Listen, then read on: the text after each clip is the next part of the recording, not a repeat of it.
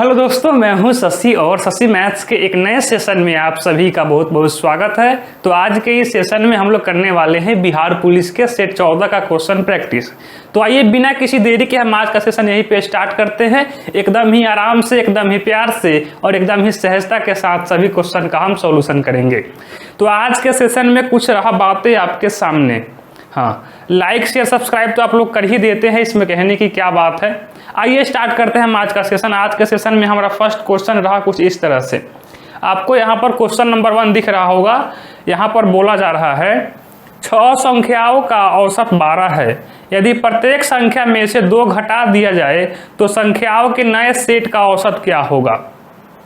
देखिए एकदम simple question है। संख्या कितना है?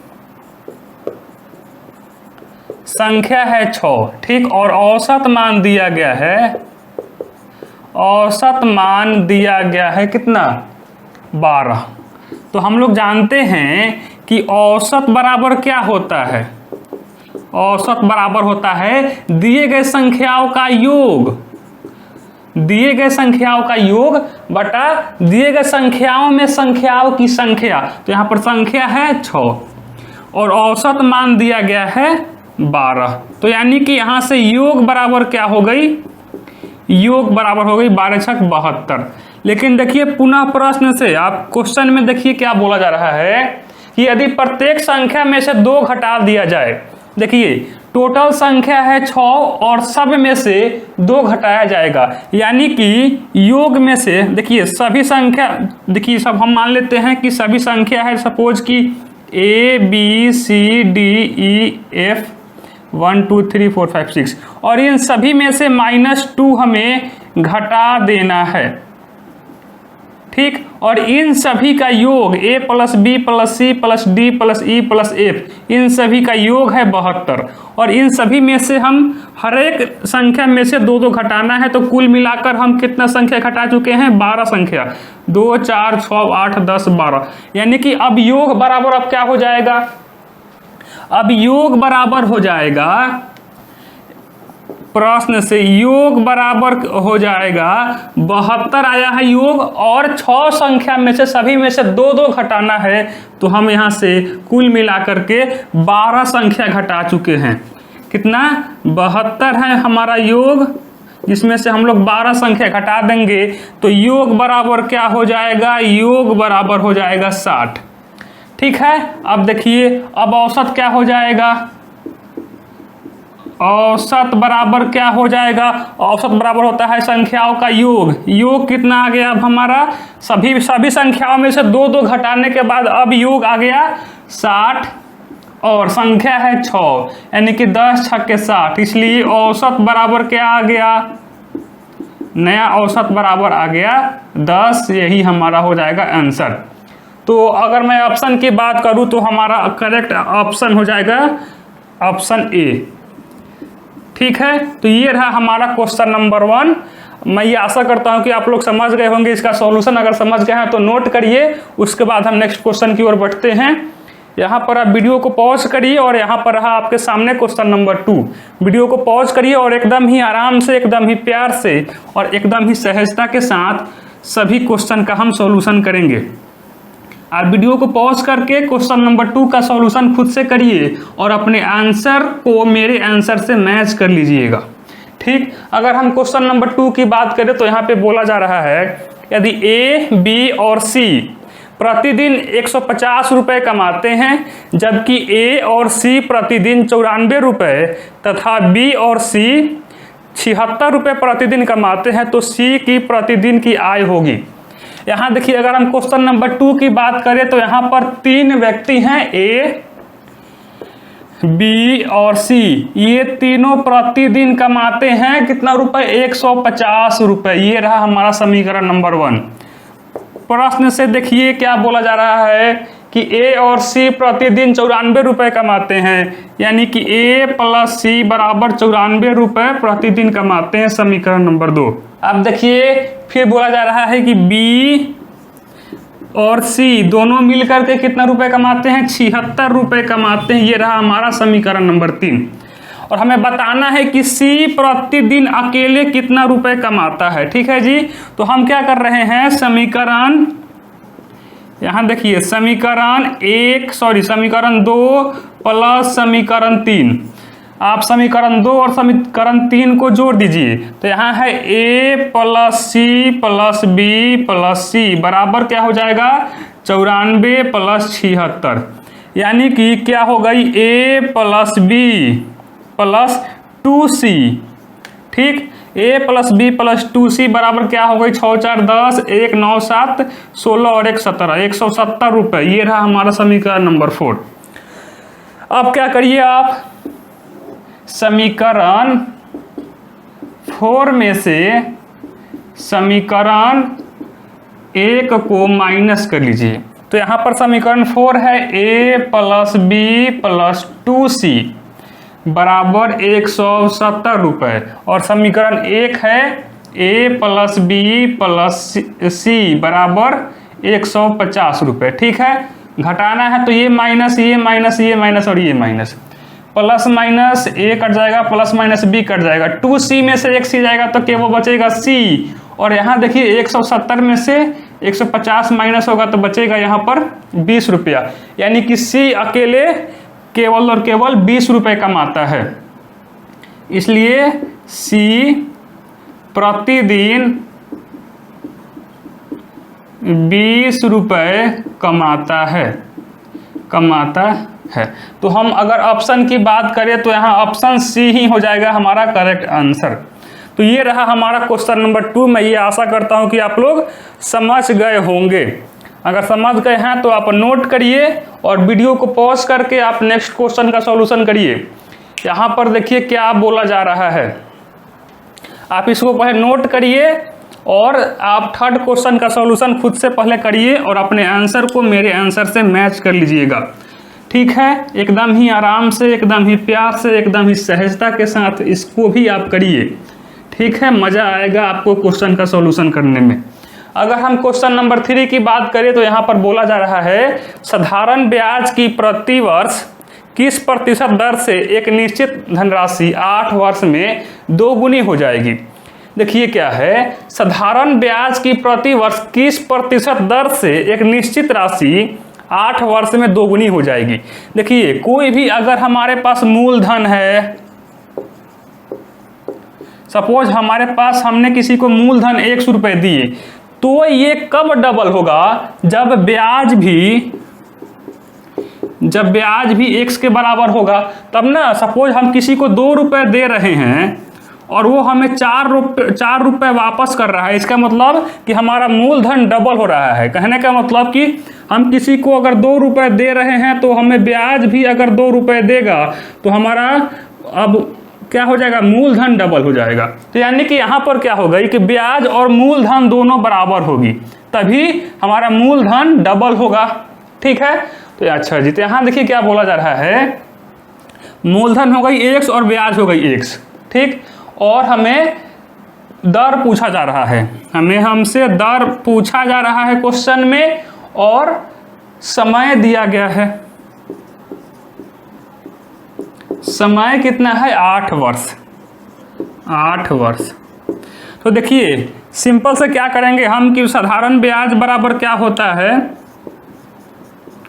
ब्याज बराबर होता है मूलधन गुना दर गुना समय बट्टा में 100।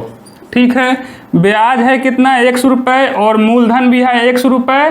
दर हमसे पूछा जा रहा है तो हम दर को मान लेते हैं कि y है, यहाँ पर दर को हमने मान लिया कि y है। ठीक है, और समय है 8 वर्ष बट्टा में 100। ठीक है जी, सभी को इतना क्लियर है। हम किसी को अगर मूलधन 100 रुपये दे रहे हैं तो हमारा मूलधन डबल कब होगा, जितना हम मूलधन दिए उतना ही हमें और ब्याज मिल जाएगा, तो हमारा मूलधन डबल हो जाएगा। ठीक है, बस यही एक कंसेप्ट था इस क्वेश्चन में। तो यहाँ पर आप क्रॉस मल्टीप्लाई कर लीजिए, यहाँ पर 100x हो जाएगा, ये बराबर क्या हो गई, x इंटू वाई इंटू 8।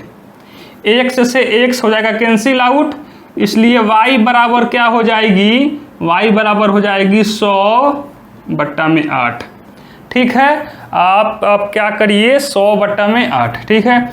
यहाँ से 8 एक कम 8, ये हो गई 20, 8 दूना 16, 4.0, 8 पचे 40, यानी कि 12.5% हो जाएगा दर। तो अगर हम ऑप्शन की बात करें तो हमारा ऑप्शन हो जाएगा करेक्ट आंसर ऑप्शन डी। ये रहा हमारा क्वेश्चन नंबर 3। सिंपल सी बात था। अगर बस केवल इसमें समझने वाली ये बात है कि अगर हम किसी को 100 रुपये दे रहे हैं तो हमारा मूलधन डबल कब होगा, जितना हम दे रहे हैं उतना ही अगर हमें ब्याज भी मिल जाए तो हमारा मूलधन डबल के बराबर हो जाएगा। तो यही बस सिंपल सा कंसेप्ट था। अगर आप समझ गए हैं तो आप इसको नोट करिए, उसके बाद हम नेक्स्ट क्वेश्चन की ओर बढ़ते हैं। हाँ जी, तो सभी कोई देखेंगे नेक्स्ट क्वेश्चन। आपको यहाँ पर क्वेश्चन दिख रहा होगा। यहाँ पर क्या बोला जा रहा है, एक टेम्पो 25 किलोमीटर प्रति घंटा की चाल से जा रहा था, उसकी चाल 5% बढ़ गई तो उसकी चाल होगी।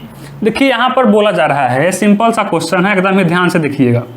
एक टेम्पो है जो कि 25 किलोमीटर प्रति घंटा की स्पीड से जा रही है। अब क्या हो रहा है कि इसके चाल में 5% की वृद्धि हो रही है। तो अब बताना है कि अब नया चाल कितना होगा इस टेम्पो का, ठीक है। तो यहाँ से चाल बराबर हम क्या लिख सकते हैं, पहले टेम्पो जा रही थी 25 किलोमीटर प्रति घंटा की स्पीड से, अब इसके स्पीड में 5% की वृद्धि हो रही है।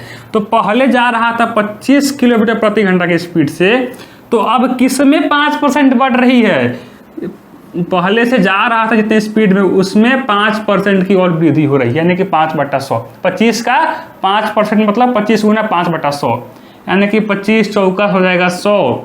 अब ये हो गई 25 प्लस 5/4, यानी कि 25 चौका 100 प्लस 5 बट्टा में क्या हो जाएगा 4, यानी कि 105/4। तो आप यहाँ पर चाल बराबर क्या लिख सकते हैं, चाल बराबर भाग दीजिए, यहाँ पर 4 दूना 8 हो जाएगा, बचेगा यहाँ 2, 25, 6 चौका 24, बचेगा 1, 10 हो जाएगा। तो 4 दूनी 8, 2 बचेगा 0, तो 4 पचे 20, यानी कि ये हो गई 26.25 किलोमीटर, 26.25 किलोमीटर प्रति घंटा की स्पीड से अब जाएगा टेम्पो।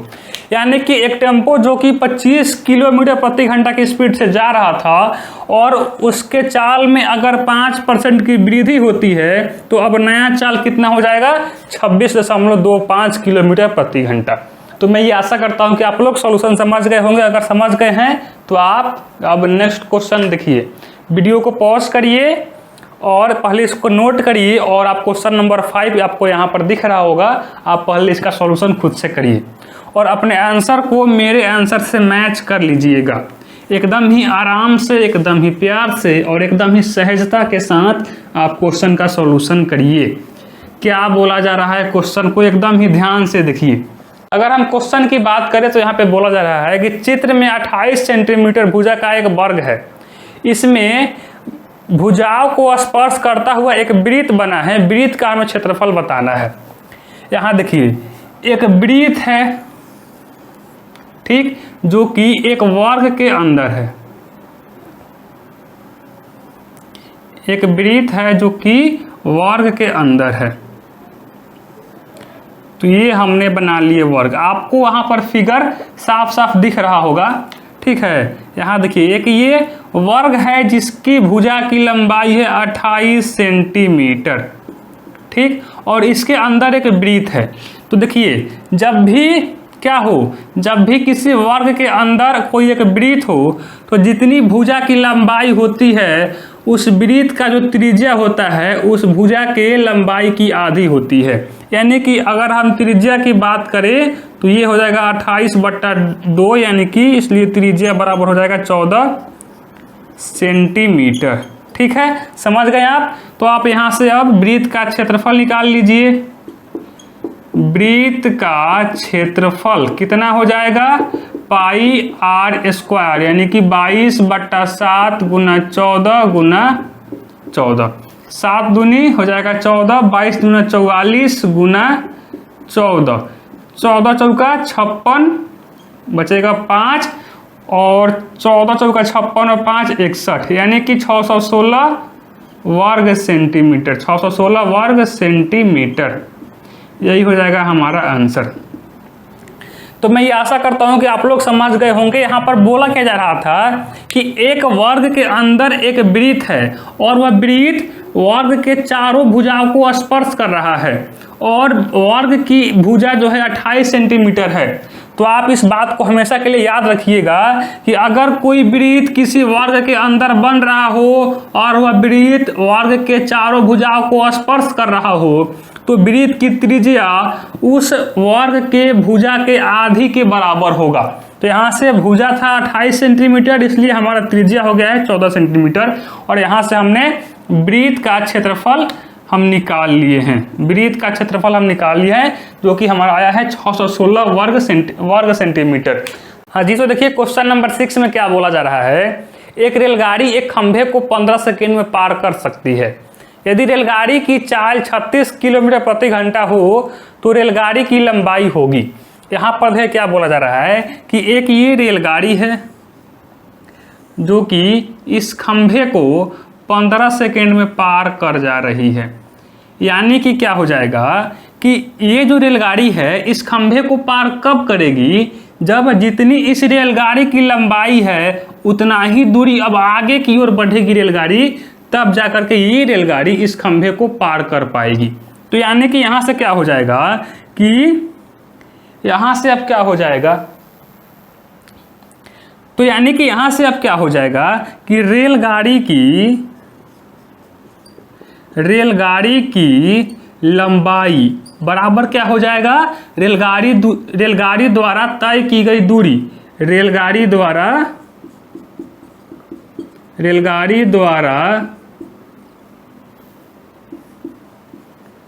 तय की गई दूरी।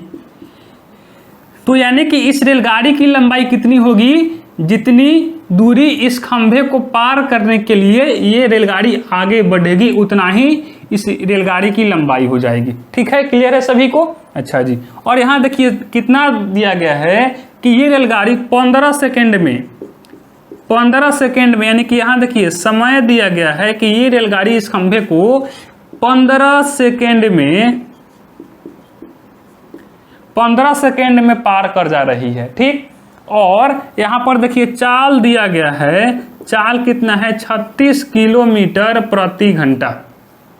ठीक, यहाँ देखिए समय दिया गया है सेकेंड में और समय दिया गया है सेकेंड में, लेकिन चाल दिया गया है किलोमीटर प्रति घंटा में। तो अब हम क्या कर लेते हैं, इस चाल को हम अब मीटर प्रति सेकेंड में चेंज कर लेते हैं। तो 36 में हम क्या करेंगे 5/18 से गुना करा देंगे तो ये अब मीटर प्रति सेकेंड में चेंज हो गई।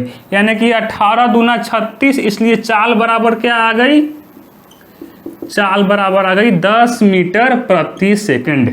ठीक, 10 मीटर प्रति सेकेंड। और हमें बताना है दूरी बराबर क्या हो जाएगा, रेलगाड़ी की लंबाई। दूरी बराबर क्या होगा, रेलगाड़ी की लंबाई। तो हम लोग जानते हैं कि यहाँ पर सीधे मैं यहाँ पर लिख देता हूँ कि रेलगाड़ी की लंबाई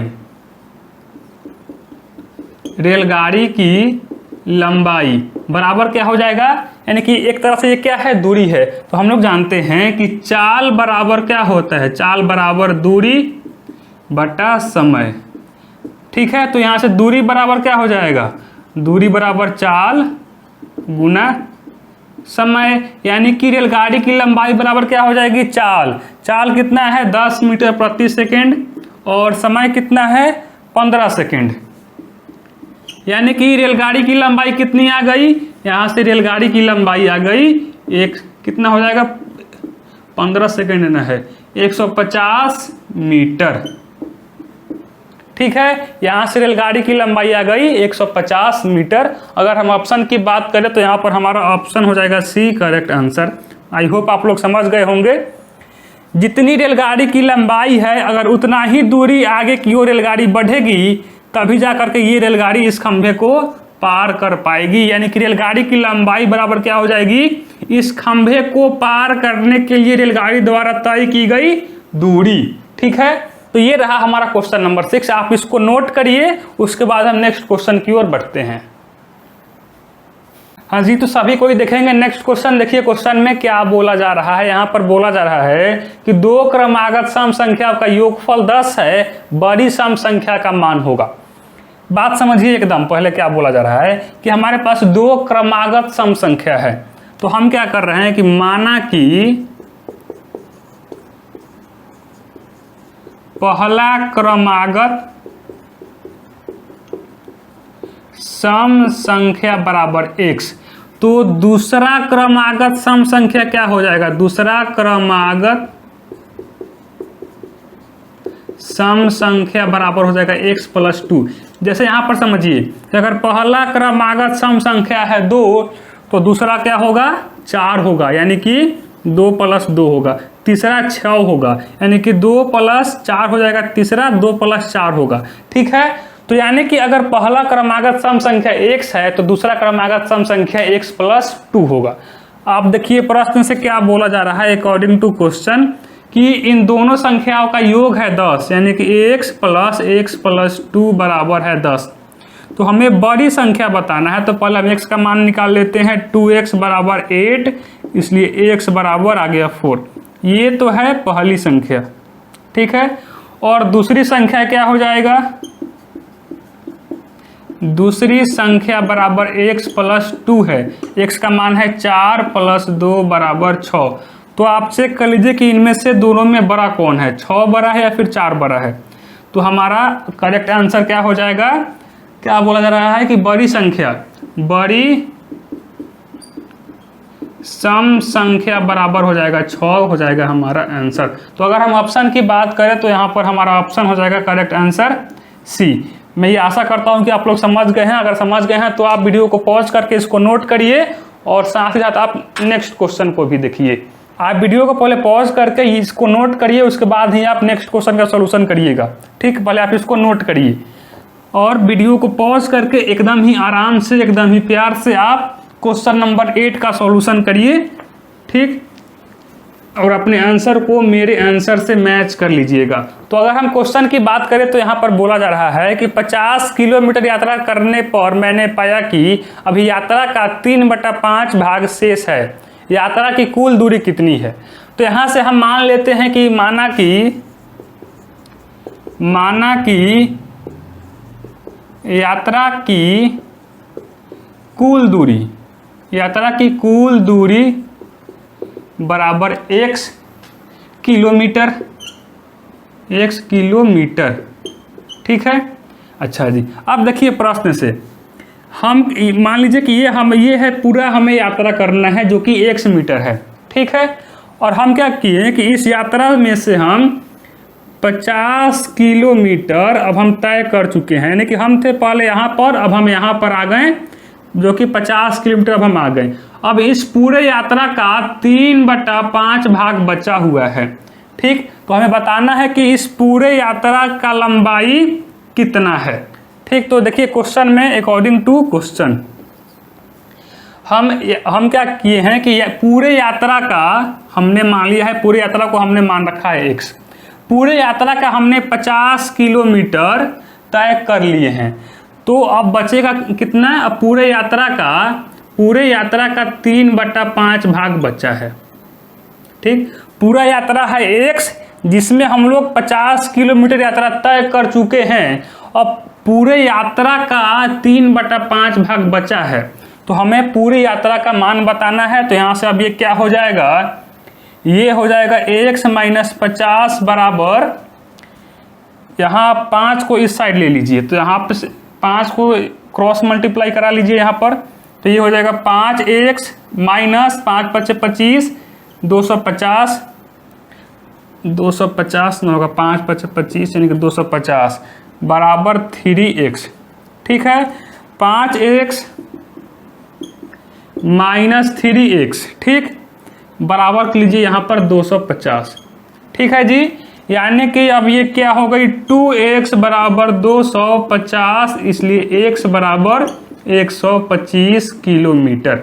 यानी कि इस पूरे यात्रा की लंबाई कितनी है? 125 किलोमीटर है। आप इस क्वेश्चन को ध्यान से सुनिए। यहाँ पर बोला जा रहा था कि हमने पूरे यात्रा का 50 किलोमीटर तय कर चुके हैं, ठीक। अब बचा है पूरे यात्रा का 3/5 भाग बचा हुआ है, तो हमें बताना है कि पूरी यात्रा की लंबाई कितनी है। तो हम क्या किए हैं, पूरे यात्रा में से 50 किलोमीटर को हम माइनस कर लिए हैं, बचा है कितना, पूरे यात्रा का 3/5 भाग बचा हुआ है, ठीक। तो यहाँ से हमने पूरी यात्रा की लंबाई हम निकाल लिए, ठीक। तो ये रहा हमारा क्वेश्चन नंबर 8। मैं ये आशा करता हूँ कि आप लोग समझ गए होंगे। अगर समझ गए हैं तो इसको नोट करिए, उसके बाद हम नेक्स्ट क्वेश्चन को बढ़ते हैं। ये रहा आपके सामने नेक्स्ट क्वेश्चन, ठीक। आप पहले इसको नोट करिए और क्वेश्चन नंबर 9 का सॉल्यूशन खुद से करिए। वीडियो को यहीं पे पॉज करिए और क्वेश्चन नंबर 9 का सॉल्यूशन आप खुद से ही करिए, खुद से ही उस क्वेश्चन का सॉल्यूशन आप करिए। तो अगर हम बात करें क्वेश्चन नंबर 9 की, तो यहाँ पर बोला जा रहा है कि त्रिलोकी एक कार की कीमत की 20% छूट पर खरीदता है और कीमत से 20% अधिक पर बेचता है, उसका प्रतिशत लाभ कितना है, ठीक है। त्रिलोकी एक कार खरीदता है, ठीक, और इसका जितना कीमत है उससे 20%, जितना कार का कीमत है उससे 20% कम पर खरीदता है और इसको बेचता है, इस कार को बेचता है 20% अधिक पर, ठीक है। तो हमें बताना है कि इसको कितना लाभ परसेंट हुआ। तो हम यहाँ से मान लेते हैं, यहाँ से हम मान क्या लेते हैं कि इस कार का मूल्य 100 रुपये है। माना कि कार का मूल्य बराबर 100 रुपये, ठीक। तो यहाँ देखिए क्रय मूल्य की अगर हम बात करें, क्रय मूल्य बराबर क्या हो जाएगा, 100 रुपये इसका पूरा कीमत है और इसमें से 20% कम पर खरीदता है, यानी कि 80 रुपये में खरीदता है, ठीक। 100 का 20% माइनस करिएगा तो बचेगा 80 रुपये। और विक्रय मूल्य कितना है, विक्रय मूल्य बराबर कितना हो जाएगा, 100 रुपये क्या बोला जा रहा है कि उसके कीमत से 20% अधिक पर बेचता है, यानी कि 100 का 20% अधिक मतलब 120 रुपये में बेचता है। तो यहाँ से लाभ बराबर क्या हो जाएगा, लाभ बराबर विक्रय मूल्य माइनस क्रय मूल्य बराबर 40 रुपये। इसलिए लाभ प्रतिशत बराबर क्या हो जाएगा, लाभ 40 है बट लाभ बटा क्रय मूल्य 80 गुना 100। 1 0 से 1 0 हो जाएगा कैंसिल आउट, और ये 8 पच्चे 40 और 10 10 50, 50% की इसको लाभ होती है, 50% की लाभ होती है। अगर हम ऑप्शन की बात करें तो यहाँ पर ऑप्शन हो जाएगा हमारा करेक्ट आंसर हो जाएगा डी, यानी कि त्रिलोकी एक कार को खरीदता है 20%, उस जितना कार की कीमत है उससे 20% कम पर खरीदता है। तो हमने यहाँ से मान लिया कि उस कार का कीमत है 100 रुपये और 20% कम पर खरीदता है, मतलब क्या कि 100 रुपये का 20% माइनस करिएगा तो बचेगा 80 रुपये, यानी कि क्रय मूल्य हो जाएगा 80 रुपये और विक्रय मूल्य हो जाएगा 120 रुपये। कीमत से 20% अधिक, यानी कीमत है 100 रुपये और इस पर 20% अधिक, यानी कि 100 का 20% होगा 20 रुपया, यानी कि 120 रुपये में बेचता है तो लाभ होता है उसको 40 रुपये। और अगर हम लाभ परसेंट की बात करें तो उसको लाभ परसेंट होगा 50 रुपये। तो अब मैं आशा करता हूं कि आप लोग इस क्वेश्चन का सॉल्यूशन समझ गए होंगे। अगर समझ गए हैं तो आप इसको नोट करिए, उसके बाद हम नेक्स्ट क्वेश्चन की ओर बढ़ते हैं। हाँ जी, तो सभी कोई देखेंगे नेक्स्ट क्वेश्चन। देखिए क्वेश्चन में क्या बोला जा रहा है, आपको यहाँ पर क्वेश्चन दिख रहा होगा। यहाँ पर बोला जा रहा है कि यदि किसी संख्या का 3/5 उस संख्या के 50% से 45 अधिक है तो वह संख्या क्या है। कहने का मतलब कुछ भी समझ में नहीं आया कि क्वेश्चन में आखिर बोला क्या जा रहा है। देखिए ये एक ऐसा क्वेश्चन है कि जब तक आप इस क्वेश्चन को एकदम ही बारीकी से नहीं पढ़ोगे तब तक ये क्वेश्चन आपको समझ में नहीं आएगा। देखिए एकदम ही ध्यान से समझिए पहले क्वेश्चन में क्या बोला जा रहा है। यदि किसी संख्या का 3/5 उस संख्या के 50% से 45 अधिक है तो वह संख्या क्या है। कुछ भी समझ में आपको अभी भी नहीं आया होगा। हम यहाँ से मान लेते हैं कि वह संख्या है x। माना कि वह संख्या बराबर x। अब एकदम ही ध्यान से क्वेश्चन को पढ़िए, आप एकदम क्वेश्चन को तोड़ तोड़ करके पढ़िए। यदि किसी संख्या का 3/5, बस रुक जाइए, यदि किसी संख्या का, यहाँ पर संख्या है x का मतलब गुना 3/5, ठीक है। यदि किसी संख्या का 3/5, बस आगे पढ़िए, उस संख्या के 50%, इस संख्या के 50% मतलब 50/x गुना 50/100, उस संख्या के 50% से 45 अधिक है, से 45 अधिक है, ये हो गया। तो वह संख्या क्या है? तो आप यहाँ से x का वैल्यू आप फाइंड आउट कर लीजिए। तो यहाँ से अब ये क्या हो जाएगा, देखिए 50 दूनी 100, यानी कि 3x/5 बराबर क्या हो गई, x/2 + 45, ठीक है जी। आप इसको इधर ले लीजिए, तो ये हो जाएगा 3x/5 - x/2 बराबर 45, ठीक है। आप यहाँ से एलसीएम लेंगे तो हो जाएगा 10, 5 दूनी 10 यानी कि 6x - 2 × 5 = 10 यानी कि 5x बराबर 45, यानी कि यहाँ से देखिए क्या हो जाएगा, 6x - 5x, x बराबर ये जाएगा उधर तो हो जाएगा गुना में, यानी कि 450 हो जाएगा हमारा करेक्ट आंसर, यानी कि वह संख्या बराबर क्या हो गई, 450 हो जाएगा। तो यानी कि यहाँ पर क्या बोला जा रहा था कि एक संख्या है जिसका 3/5 भाग उस संख्या के 50% से 45 अधिक है, तो उस संख्या का मान हमें बताना था। तो यहाँ पर हमारा आ गया आंसर 450। अगर हम ऑप्शन की बात करें तो यहाँ पर ऑप्शन हो जाएगा, ऑप्शन डी हो जाएगा हमारा करेक्ट आंसर। तो मैं ये होपफुली ये बोल सकता हूँ कि आज आपको जितने भी क्वेश्चन बताए गए हैं सभी का सॉल्यूशन समझ में आ गया होगा, ठीक। और एक और बात, आज आपको जितने भी क्वेश्चन बताए गए हैं, अगर उन सभी क्वेश्चन का आपको अगर पीडीएफ फाइल चाहिए तो नीचे डिस्क्रिप्शन में लिंक है, आप वहां से जाकर के डाउनलोड कर सकते हैं। तो आज के लिए बस इतना ही, मिलते हैं अब हम नेक्स्ट क्लास में, तब तक के लिए थैंक यू वेरी मच।